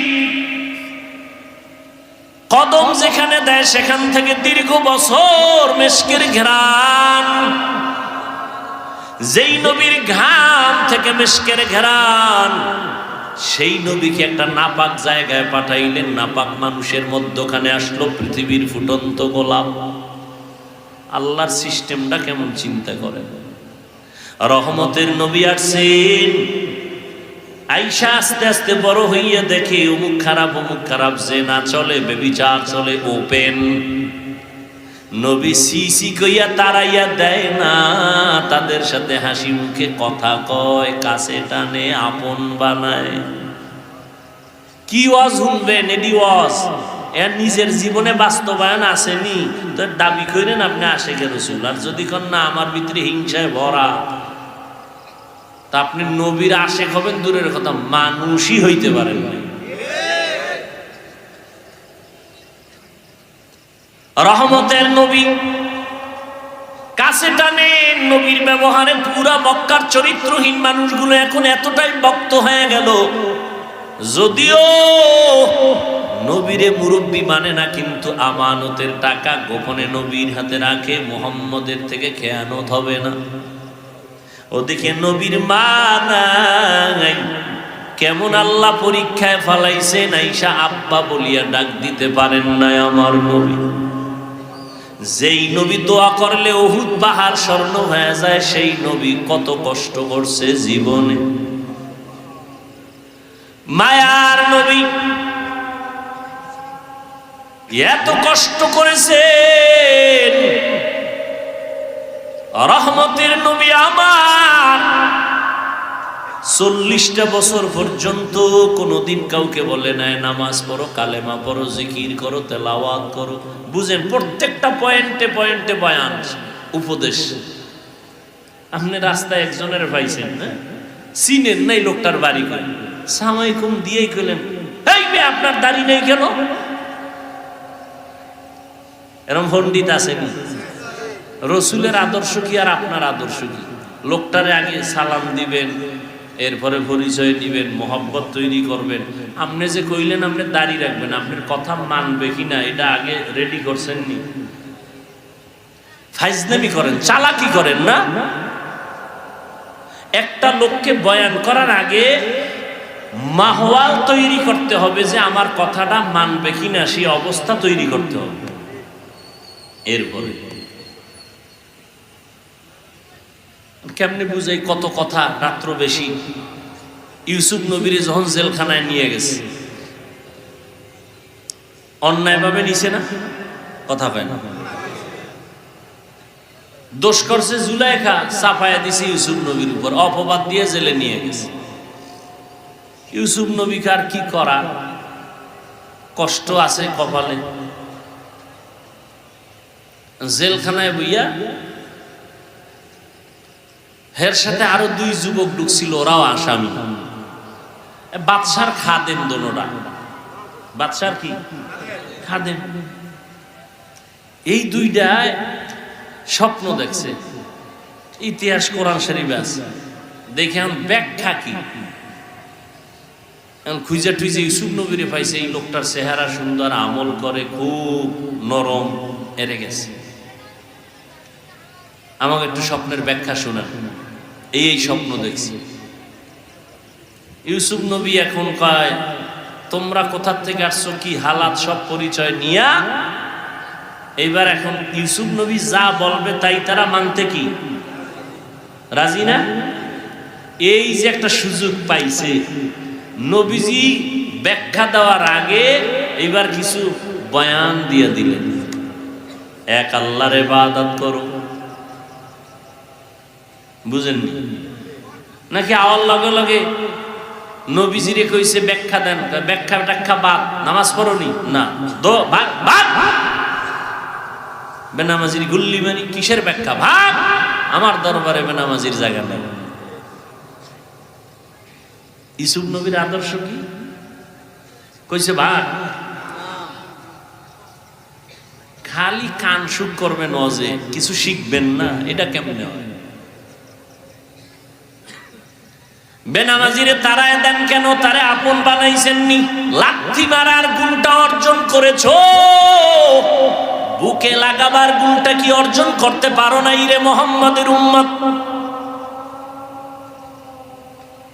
বদনাম গাওয়ার গুণটা অর্জন করেছো, প্রশংসা করার কি গুণটা অর্জন করতে পারো নাই? মদিনার আশিক বদনাম গাইতে পারে, প্রশংসা ইয়ে না, মুহাম্মাদের আশিক।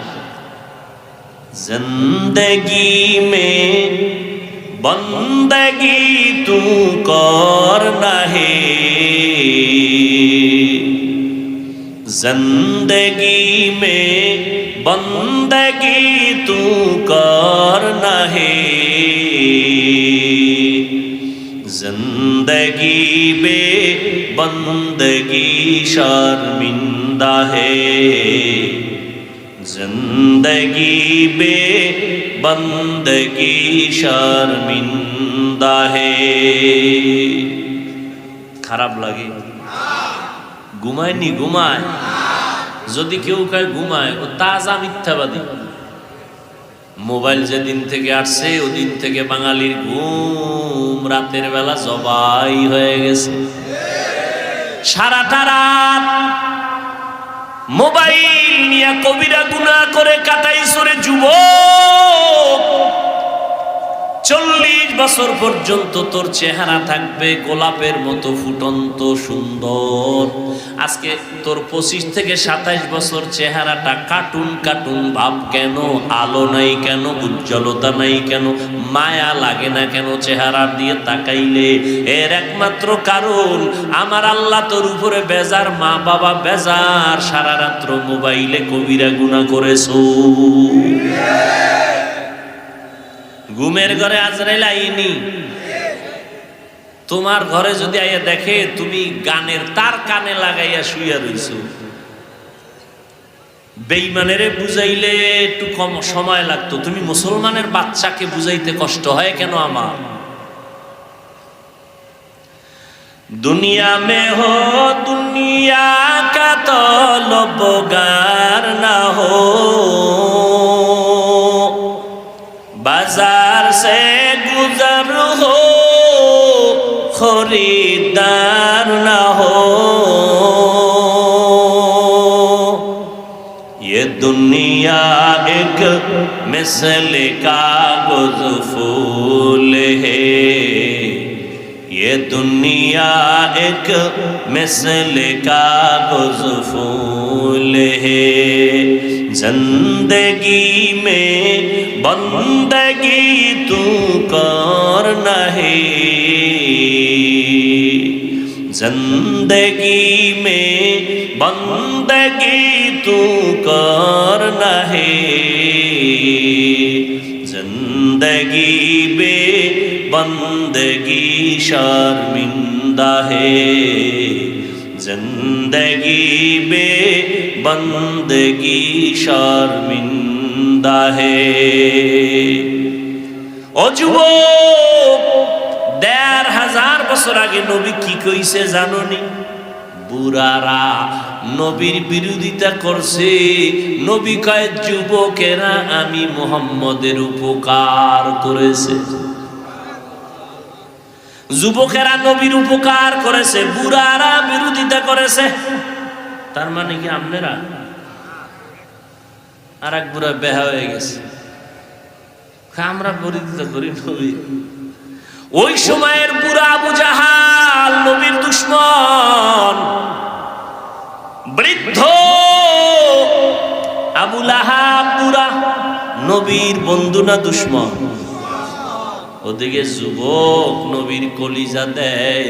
7 বছর 10 বছর 12 বছরের বয়সের হযরতে আলী নবীর হাতটা ধইরা কয়, ও চাচতো ভাই, এখন আমি তোমার ভাই না, নতুন ভাবে ঈমান আইনা এখন হয়ে গেলাম সাহাবী। কয় বছরে? 7, 10, 12। হযরত আলী এখন নবীর সাহাবী, কিছুদিন পরে হবে নবীর জামাতা। নবী বলেন, আলী আমার হাতে হাত লাগায়া দাম বাড়ছে কত জানো? আনা দারুল হিকমাহ ওয়া আলিউন বাবুহা, আমি মুহাম্মদ হলাম ইলম ও হিকমতের ঘর, আর এই জ্ঞানের বাতির ঘরের একমাত্র দরওয়াজা আমার আলী। কেমন আল্লাহ তাকে দাম দিলেন। হিজরতের রাতে নবীর বিছানায় কে আছে? কে আছে? আলী, আর কেউ নাই। এরে নবীর আশেক যুবকেরা নবীর উপকার করেছে। ও যুবক বাবা, তুমি যদি নবীর সুন্নাত মানো, তোমার স্কুল বন্ধ হবে না, কলেজ বন্ধ হবে না, চাকরিও ছাড়তে হবে না, ব্যবসাও বন্ধ করা লাগবে না। মনটারে তৈরি করিয়া নেও। কয়দিন আর যৌবনের বাহাদুরি করবা, কয়দিন আর হায়াতের গ্যারান্টি দিবা। এই রমাজানের ঈদে কত যুবক লাশ হইয়া চলে গেল। এমন একটা দিন নাই যুবকের লাশের খবর নাই, পানির নিচে যুবকের লাশ। তোমাদের এই পাহাড়িয়া অঞ্চলে কত না দুর্ঘটনা ঘটে, আমরা মাঝে মাঝে খবর পাই, ঠিক নি? ওই এক যুবকের জবাই করলো, গোশতগুলো খুইলা খুইলা তারপরে নিয়ে গেল। ও যুবক রে, কয়দিন আর দুনিয়ায় বাঁচবা? ও আল্লাহর বান্দারা, আমরা টুপি পরলাম, নবীর মোহাব্বতে দাড়ি রাখলাম, নবীর আদর্শের কারণে জামা পরলাম, জীবনে স্কুলের বারান্দায় যাই না, কোনো সরকারি সার্টিফিকেট নাই। ও যুবকেরা, মাওলা জ্ঞান দিছে, একটু চিন্তা কর। আমাদের সার্টিফিকেট না থাকার কারণে বল আমরা না খাইয়া মরে গেছি, সম্মান কমেছে। মহামারী করোনা, স্কুল বন্ধ, কলেজ বন্ধ, চাকরি বন্ধ, ব্যবসা বন্ধ, সব বন্ধ। রেল বন্ধ, ট্রেন বন্ধ, বাস বন্ধ, ফ্যাক্টরি বন্ধ, সব বন্ধ। তাকাইয়া দেখ, আমার মাওলার কুদরত, একটা কোরআনের মাদ্রাসাও বন্ধ হয় না। তোমরা করোনায় মাস্ক লাগাইছো, ট্রিপল মাস্ক। ছেলে 2টা শিক্ষিত কুলাঙ্গার। কি কুলাঙ্গার? আমার মায়ার নবী প্রায় 3 বছর পর্যন্ত শিয়াবে আবু তালিবে গৃহবন্দী হইয়া গাছের পাতা চিরা চিরা খায়, আমার নবীরে খানা পর্যন্ত দেয় না। ওই সময় নবীর দুঃখের সাথী ছিল আম্মা জান খাদিজা রাদিয়াল্লাহু আনহা, আরবের বড় ধনাঢ্য নারী, অনেক সুন্দরী, অনেক টাকার মালিক। তার উপরে কারো কোনো এসকাল নাই, কারো কোনো চাপ নাই, কিন্তু রহমতের নবী পাহাড়ের পাদদেশে গাছের পাতা চিরা চিরা খায়, আরে খানা দেয় না। আম্মা জান খাদিজাও গিয়া আমার নবীর মোহাব্বতে তিনিও পাশে বৈশা বৈশা দিন রাত্র কাটায়, আর গাছের পাতা খায়, আর কয় আল্লাহ, আমার টাকা পয়সা থাকার পরেও আমি তোমার হাবিবের মায়া ভুলি নাই। ও আল্লাহ, তুমিও আমারে ভুলিও না। এই জন্য আম্মা জান আয়েশা বলেন, আম্মা জান আয়েশা বলেন আমি মাঝে মাঝে দেখতাম আমার মায়ার নবী আমার হুজরার মধ্যে বসে মাঝে মাঝে নবী গুনগুন করে কান্না করতেন। আমি ভয় পাইয়া যাইতাম, আমি বলতাম নবী আপনি কেন কাঁদেন? আমি আয়েশা বেয়াদবি করছি নাকি? নবী বলে আয়েশা তুমি বেয়াদবি করবা কেন? বলেন ইয়া রাসূলুল্লাহ আমার বয়স অনেক কম, 6 বছর বয়সে আপনার সাথে আমার বিয়া হয়েছে। কয় বছর? চিন্তা করেন কিছু। 6 বছর বয়সে নবীর সাথে বিয়া। কার সাথে? এই যুবকেরা লেখ বয়ে বয়ে লেখ, মাস্তানি তো করো, নাস্তিকদের সামনে যেন দাঁড়াইতে পারে এটি লেখ। আম্মা জান আয়েশার সাথে নবীর বিবিদের মধ্যে একমাত্র কুমারী বিবিকে আয়েশা। কয় বছর বয়সে বিয়ে হয়েছে? জুতার বাড়ি দিয়ে জিজ্ঞাসা করা দরকার ওই বেঈমানের বাচ্চাগুলোকে যারা রসুলের উপরে যৌবনের অপবাদ দেয়। এবার রসুলের যৌবনের তাড়নায় যদি বিয়ে করে তাহলে 6 বছর মাইয়া কি বিয়ে করছে রসুল? বেঈমান কোথাকার। 6 বছরের মেয়ের সাথে বিয়ে হয়, এটা যৌবনের কারণে? এটা যৌবনের কারণে? কথা বলো। কুলাঙ্গারের বাচ্চাগুলো, নাস্তিক বেঈমানগুলো আমার রসুলের বিবাহ নিয়ে এরপরে কলম ধরে। নবী বলে যৌবনের তাড়নায় বিয়ে করছে। রসুলের বিবিদের মধ্যে একমাত্র কুমারীকে, তার সাথে বিয়ে হয়েছে কয় বছর? আম্মা জানের বয়স কত? 6 বছরের মেয়ে বিয়ে করে যৌবনের কারণে? জুতার বাড়ি দিয়ে সাইজ করা দরকার এই বেয়াদবের গোষ্ঠীকে। আম্মা জান আয়েশা বলেন ইয়া রাসূলুল্লাহ 6 বছর বয়সে আপনার সাথে আমার বিয়া হলো। খেয়াল করো যুবকেরা, লেখা রাখো, একটু লেখো। আচ্ছা যদি নাই লিখতে পারো একটু খেয়াল করো, আর বাকি গুগলে গিয়া সার্চ দিও, পাওয়া। সারা রাত্র কামি করলি জীবন বল, মোবাইলটা লইয়া আজকে কিছু ভালো কাজ করিস। আম্মা জান আয়েশা বলেন 9 বছর, 6 বছরে বিয়া, 9 বছরে আমি আপনার ঘরে আসছি। কয় বছর? আমগো দেশে 9 বছরের মেয়েরা কি বালেগা হয়? নবীজি কিন্তু আম্মা জান বলেন আমি 9 বছরে আপনার ঘরে আসছি। 18 বছর যখন আম্মা জানের বয়স, নবী তখন চলে গেলেন দুনিয়া ছেড়ে। এই যৌবনের তাড়না না? আমগো দেশের বোনদের তো 18 বছরে বিয়েই হয় না, ঠিক? আর আম্মা জানের 18 বছর যখন, তখন নবী বিদায় হয়ে চলে গেছে। তাহলে নবীজির গর্জ করছেন কয় বছর? আম্মা জান 9 বছর বয়সে নবীর ঘরে আসছেন, 18 বছর বয়সে নবী চলে গেছেন। নবীজির ঘরে ছিলেন কয় বছর? এটা যৌবনের তাড়না। আম্মা জান আয়েশা বলেন আমার বয়স কম, ভয় লাগে না জানি কোনো বেয়াদবিমূলক আচরণ হয়েছে, আপনি কাঁদেন। নবী বলেন না রে আয়েশা এজন্য কাঁদি না। তো নবী কেন কাঁদেন? নবী বলেন আমার দুঃখের জিন্দেগি তুমি পাও নাই, আমার একটা কষ্টের জীবন ছিল। আমি মা বইলা কাউকে ডাক দিয়া পাই নাই, আব্বা বলে ডাক দিতে পারি নাই। আমার এই কষ্টের সময় আমার একজন আপন বন্ধু ছিল, আমার আপন বান্ধবী ছিল আমার বিবি খাদিজা। ওই খাদিজার কথা যখন মনে পড়ে আমি চোখের পানি ধরে রাখতে পারি না রে আয়েশা। দীর্ঘ 40টা বছর আমি হেরা পাহাড়ে যাইয়া যাইয়া আল্লাহর ধ্যান করতাম, আর এই খাদিজা মহিলা মানুষ হেরা পাহাড়ের উপরে উঠা নিচে নাইমা আমার জন্য নাস্তা পৌঁছায় দিত। রাস্তা নাই, কিছুই নাই, এত কষ্ট খাদিজা করছে। যখন আমার আরবে কেউ আমার বন্ধু নাই, চতুর্পার্শ্ব থেকে আমাকে হত্যা করার ষড়যন্ত্র করে, ওই সময় খাদিজা তার জীবনের কামাই করার সব সম্পদগুলো আমারে হাদিয়া দিয়ে দিছে। অতএব আমি আয়েশার, ও আয়েশা যখন খাদিজার কথা মনে পড়ে চোখের পানি ধরে রাখতে পারি না। ও যুবক বাবারা, ও বৃদ্ধ বাবাজিরা, ও পর্দার আড়ালের আম্মা জানেরা, কয়দিন আর দুনিয়া দুনিয়ায় বাঁচবেন, আল্লাহর কাছে তওবা করে নেন রে বাবা। আল্লাহর আযাবের ভয় বড় ভয়ঙ্কর। আমার নবী যার কোনো গুনাহ নাই, আম্মা জান আয়েশা বলেন নবীরে দেখি আমার ঘরে আবার একদিন কান্না করেন।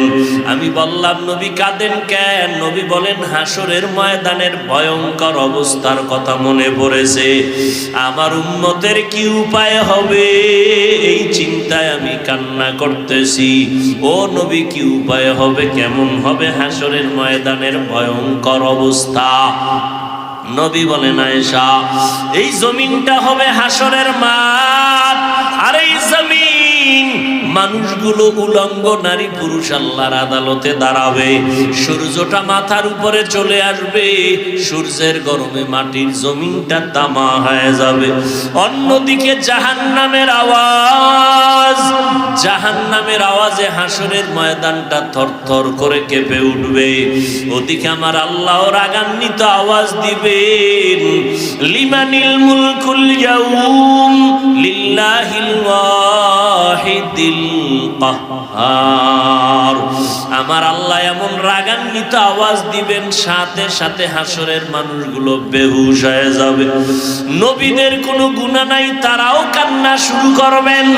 আদম নবী কাঁদবেন, মুসা নবী কান্না করবেন, ঈসা নবী কান্না করবেন, ইব্রাহিম নবী কান্না করবেন। উম্মতেরা পাগলের মতো দৌড়াবে, নবীদের কাছে কেউ সুপারিশ আর করবে না। ঘুরতে ঘুরতে উম্মতগুলো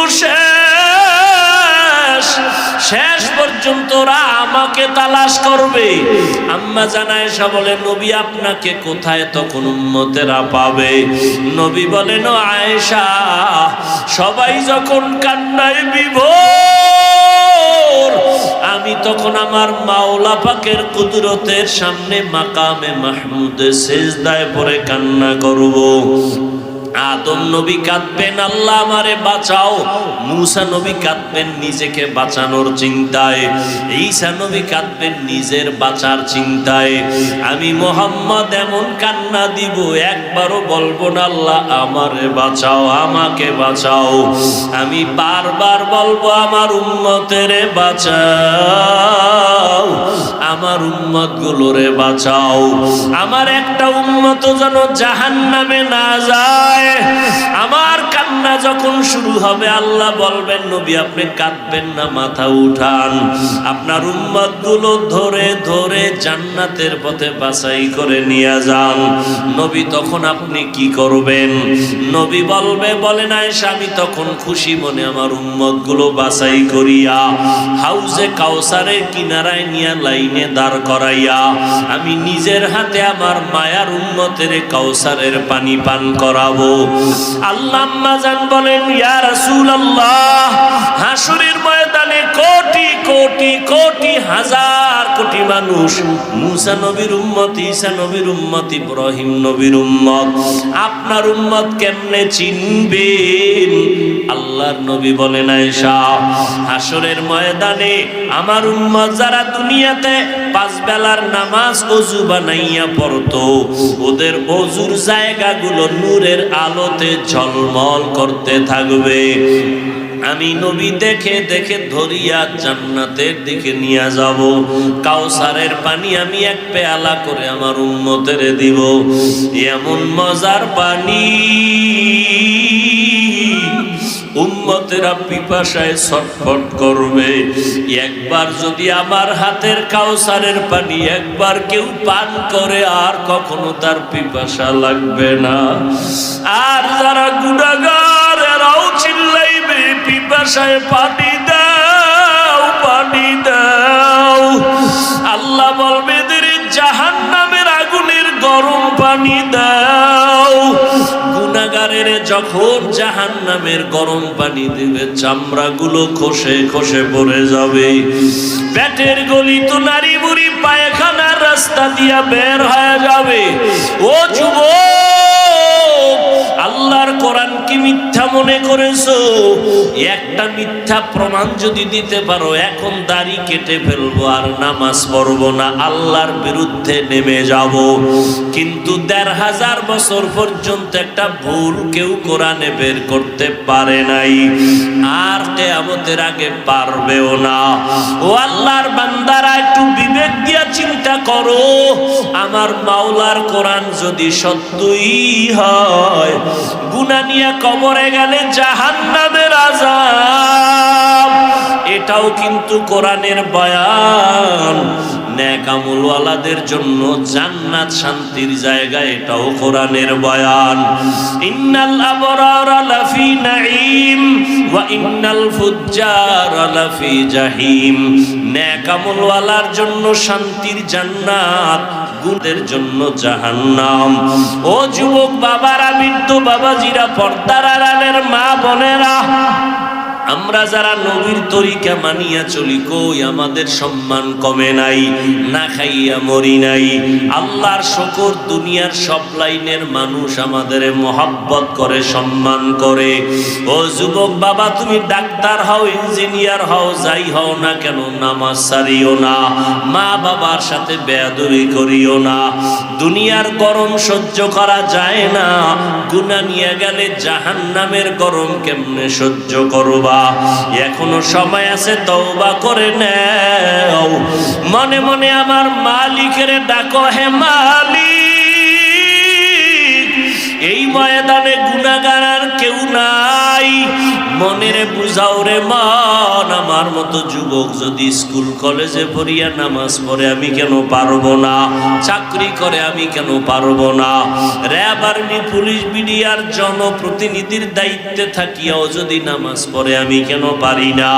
আল্লাহ বুঝি বেজার হয়ে গেল, মা বাবার অভিশাপ লাগলো। এখনো সময় আছে, তওবা করে নাও।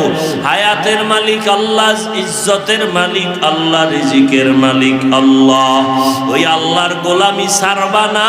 জীবনে যত নামাজ ছাড়লা, বেপরদায় চললা, দাড়ি কাটলা, এখন থেকে তওবা করে নাও। মা বাবার দোয়া নিয়া চলবা, উলামায়ে কেরামের পরামর্শ নিয়া, নবীজির সুন্নাত অনুযায়ী চলবা। যেই জায়গায় থাকো, যেই লাইনে থাকো, নামাজ ছাড়বা না, দাড়ি কাটবা না, বেপরদায় চলবা না। তওবা করার মতো যদি অন্তর তৈরি হয়, মুনাফিকি না থাকে, খাঁটি তওবার নিয়তে দুটো হাত আল্লাহকে দেখাইয়া দাও। ওয়াসসালাতু ওয়াসসালামু আলা সাইয়্যিদিল আমবিয়া ওয়াল মুরসালিন ওয়া আলা আলিহি ওয়া আসহাবিহি আজমাইন। ইয়া আরহামার রাহিমিন, ইয়া আরহামার রাহিমিন, ইয়া আরহামার রাহিমিন। রব্বিরহামহুমা কামা রব্বায়ানি সগীরা। আল্লাহুম্মা ইন্নাকা আফুউন কারীম তুহিব্বুল আফওয়া ফা'ফু আন্না। আল্লাহুম্মা ইন্না নাসআলুকা রিযাকা ওয়াল জান্নাহ ওয়া নাউযু বিকা মিন সাখাতিকা ওয়ান নার। আল্লাহুম্মা ইন্না নাউযু বিকা মিনাল বারাসি ওয়াল জুনুনি ওয়াল জুযামি ওয়া সাইয়্যিল আসকাম। ও দয়ার মালিক, গুনাহের বোঝা নিয়ে আপনার দরওয়াজায় হাজির। কত উলামায়ে কেরাম, কত মুরব্বী হাজী সাহেব, কত ব্যবসায়ী, কত চাকরিজীবী, কত ছাত্র, কত যুবক, পর্দার আড়ালে কত মা বোনেরা। আয় আল্লাহ, আমরা সবাই গুনাহগার, জাহান্নামের আসামি। শয়তানের ধোঁকায় পড়ে কত গুনাহ করলাম, কত নামাজ ছাড়লাম, বেপরদায় চললাম। আয় আল্লাহ, আজকে তওবার নিয়তে হাত তুলেছি, আর নামাজ ছাড়বো না, বেপরদায় চলবো না, নবীর তরিকার বাহিরে চলবো না। আয় আল্লাহ, আমাদের তওবা কবুল করে নেন। আয় আল্লাহ, জীবনের গুনাহ মাফ করে দেন। আয় আল্লাহ, আমাদের সবাইকে দ্বীনের খাদেম বানায় দেন। মাহফিল কবুল করে নেন। আয়োজনকারী সহযোগিতাকারীদের কবুল করে নেন, এলাকায় শান্তি দান করেন, সারা দুনিয়াবাসীকে মাফ করে দেন, প্রবাসে যারা চাকরি করে ব্যবসা করে হেফাজত করেন। আয় আল্লাহ, ফিলিস্তিনের মুসলমানদের কান্নার আওয়াজ, আয় আল্লাহ, সারা দুনিয়ার মুসলমানের কান্নার আওয়াজ, ইসরায়েল সহ জালিমদের জুলুম থেকে হেফাজত করেন।